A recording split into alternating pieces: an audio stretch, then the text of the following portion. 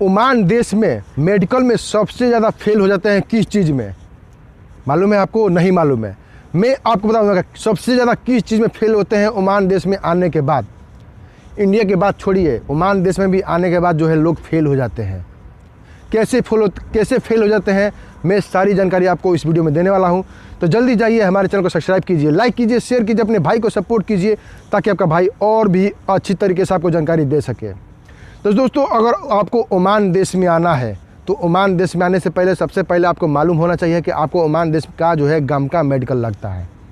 लेकिन इंडिया में क्या होता है कि इंडिया में जो है आपका मेडिकल अगर अनफिट होता है तो उसको भी उसमें सेटिंग वेटिंग करके, उसमें बहुत सारे सेटिंग होते हैं, मैं आपको खुल के नहीं बताऊंगा, नहीं तो बाद में हमको भी कई गाली सुनना पड़ेगा।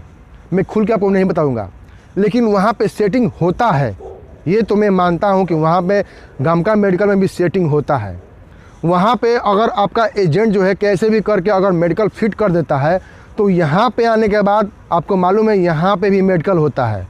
ऐसा नहीं है कि आपको सिर्फ इंडिया में ही मेडिकल होगा, नहीं, यहाँ पे भी मेडिकल होता है। अगर यहाँ पे अगर मेडिकल में अनफिट हो जाते हैं तो आपको इंडिया में सीधे फिर वापस भेज दिया जाएगा।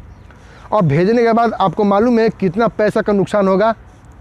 कम से कम आपको 1 लाख रुपए आपको नुकसान हो जाएगा। कैसे नुकसान होगा? अगर आप एजेंट थ्रू आ रहे हैं तो आपको एजेंट को ही कम से कम टिकट लेके, वीज़ा लेके, इंटरव्यू लेके, मेडिकल लेके आपको 80,000, 70-80 हज़ार रुपये आप चार्ज दिए होंगे। उसके बाद जो है अगर आप यहाँ से फिर जाते हैं वापस तो 20,000 रुपये और जोड़ लीजिए, टोटल आपका 1 लाख रुपये खर्च होते हैं।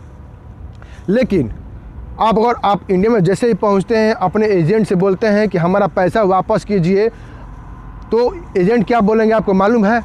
वो बोलेंगे कि हमने आपको वीज़ा दिया, मेरा वीज़ा देने का काम था, मैंने आपको टिकट दिया, मेरा टिकट देने का काम था, आप वहाँ पे गए, वो आपकी प्रॉब्लम है, आपका मेडिकल अनफिट हुआ है। लेकिन मेडिकल फिट कौन करवाता है ये आपको मालूम है? इंडिया में अगर जैसे ही आपका मेडिकल अनफिट होने वाला रहता है तब आपको मालूम चल जाता है कि मेरा मेडिकल अनफिट होने वाला है, तो एजेंट जो है कैसे भी करके वो मेडिकल को फिट करवाते हैं। फिट इसलिए करवाते हैं ताकि उन लोग को जो है यहाँ से, इंडिया से ओमान कंट्री भेजा जाए, भले वहाँ से वापस आते हैं, वो उनकी प्रॉब्लम है, लेकिन पैसा आपको 1 रुपया नहीं मिलेगा।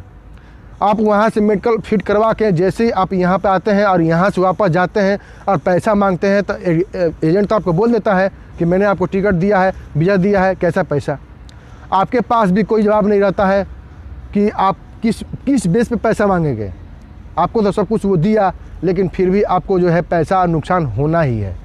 आपको एजेंट पैसा नहीं देगा, क्योंकि देखिए वीज़ा का पैसा जो है आपको काट लेगा, टिकट का पैसा काट लेगा, आपका सब कुछ का पैसा तो कट जाएगा, आपको एक भी पैसा नहीं मिलेगा। तो इसीलिए कभी भी अगर आपको ओमान देश में आना है भाई साहब, तो सेटिंग करके मत आइएगा। सेटिंग जो भी किया है उसका नुकसान ही हुआ है। सेटिंग आपका इंडिया में चल जाएगा, लेकिन ओमान देश के अंदर में सेटिंग नहीं चलेगा। यहाँ पे सेटिंग वेटिंग कुछ नहीं चलता है, यहाँ का कुछ नियम अलग है, यहाँ पे कड़क कानून है। इंडिया जैसा कानून नहीं है, कड़क कानून है यहाँ पे। इंडिया में सेटिंग कर लेंगे लेकिन यहाँ पे सेटिंग नहीं कर पाएंगे। तो इसलिए कभी भी आए तो सोच समझ के आए। अगर आपका मेडिकल अनफिट होता है तो उसको अनफिट ही रहने दें, उसको फिट करवाने के लिए ज़बरदस्ती मत करें। ज़बरदस्ती करते हैं फिर यहाँ पे आएंगे तो आपको मेडिकल अनफिट होगा, यहाँ पे ज़बरदस्ती करेंगे तो यहाँ पे आपका कोई सुनवाई नहीं है। तो इसीलिए अगर मेडिकल अनफिट होता है तो अनफिट होने दीजिए। और गामका मेडिकल का जो नियम है 6 महीने के बाद ही आप गामका मेडिकल करवा सकते हैं, यानी कि अगर आपका मेडिकल जो है अनफिट होता है तो आप फिर 6 महीने के बाद जो है मेडिकल करवा सकते हैं। तो 6 महीने में कुछ बिगड़ने वाला नहीं है, ना कुछ बनने वाला है। तो इसीलिए सोच समझ के मेडिकल करवाएं। और मेडिकल करवाने से पहले थोड़ा बहुत जो है आपको खुद मालूम होना चाहिए कि मेरा मेडिकल कैसा है। आपका शरीर है, आपको मालूम होना चाहिए कि मेरा मेडिकल कैसा होगा, कैसा नहीं होगा। आपके खान पान पे डिपेंड करता है, आपके सेहत पे डिपेंड करता है कि आप कैसा मेडिकल आपका होगा, कैसा नहीं होगा।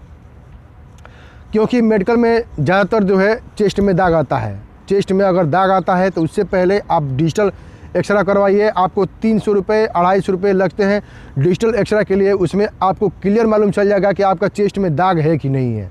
क्योंकि ज़्यादातर जो है आपको चेस्ट में ही फेल होना पड़ता है, ज़्यादातर चेस्ट में ही लोग फेल होते हैं। तो इसीलिए कभी भी सोच समझ के आएँ। और मेडिकल कराने से पहले थोड़ा बहुत जो है आप चेकअप करवा लें कि आपका मेडिकल कैसा है कैसा नहीं है। तो चलिए मैं वीडियो को समाप्त करता हूँ। जल्दी जाइए हमारे चैनल को सब्सक्राइब कीजिए, लाइक कीजिए, शेयर कीजिए, अपने भाई को सपोर्ट कीजिए ताकि आपका भाई और भी अच्छी तरीके से आपको जानकारी दे सके। जय हिंद, जय भारत।